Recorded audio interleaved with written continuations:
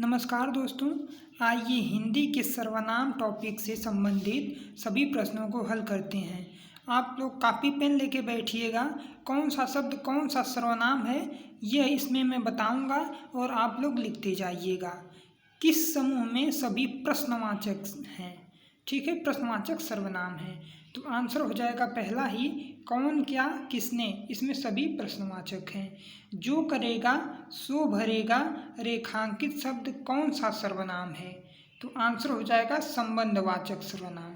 एक दूसरे से रिलेट कर रहे हैं ये, जो करेगा सो भरेगा। ठीक।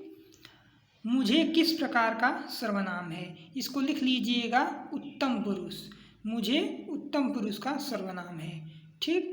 आप भला तो जग भला, इस वाक्य में आप और भला शब्द कौन सा सर्वनाम है? तो इसका आंसर हो जाएगा निजवाचक सर्वनाम। ठीक, इसको भी आप लिख लीजिएगा। आप भला तो जग भला में आप और भला शब्द कौन सा सर्वनाम है? तो निजवाचक सर्वनाम।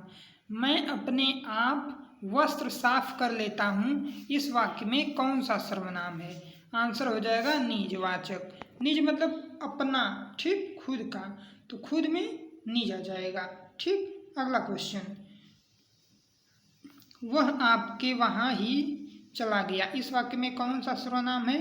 ये भी निजवाचक है, क्योंकि हमारे ही पास आया। खुद का जहाँ ज्ञान हो वहाँ निजवाचक सर्वनाम। ठीक। हिंदी में कुल कितने सर्वनाम हैं? हिंदी में कुल 11 सर्वनाम हैं। ठीक। 11 सर्वनाम का आप लोग लिख के याद कर लीजिएगा, नहीं तो हम अगले टॉपिक में बता ही देंगे।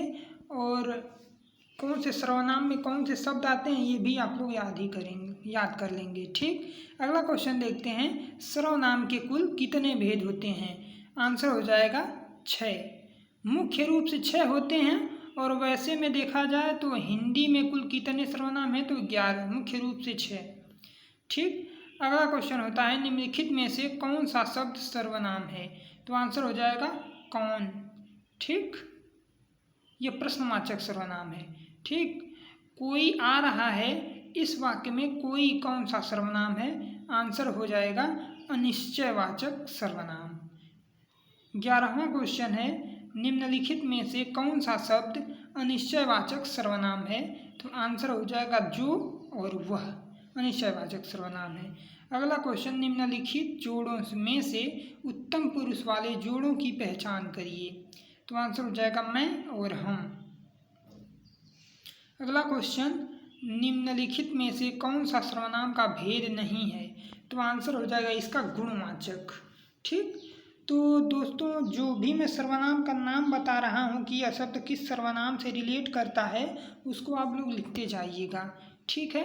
अगला क्वेश्चन है, ताजमहल देखने जाएंगे, इस वाक्य में कौन सा सर्वनाम है? तो आंसर हो जाएगा पुरुषवाचक सर्वनाम। अगला क्वेश्चन और लास्ट क्वेश्चन। ठीक है। अगला क्वेश्चन है, इनमें से किस सर्वनाम में कोई और कुछ का प्रयोग किया जाता है? तो आंसर हो जाएगा अनिश्चयवाचक।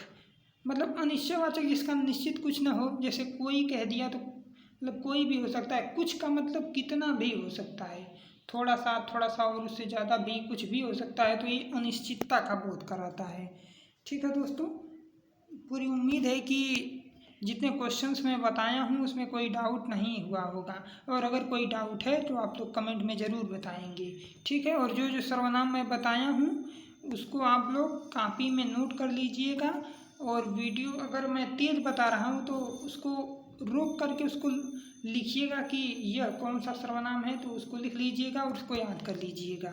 ठीक है। जो भी मैं आप लोगों को काम बताता हूँ कि यह आप लोग लिख के याद कर लीजिएगा, उसको आप लोग ज़रूर किया करिए, क्योंकि आप भी मेहनत करेंगे, हम भी मेहनत करेंगे, तभी दोनों लोगों के सहयोग से अच्छे नंबर आएंगे। ठीक है। सिर्फ एक लोग मेहनत करेंगे तो कुछ नहीं होने वाला, क्योंकि अगर खुद से नहीं पढ़ेंगे तो कुछ भी नहीं हो सकता। हम तो बस एक दिशा निर्देश देते हैं, चलना आपको है। ठीक। Best of luck. Thank you friends.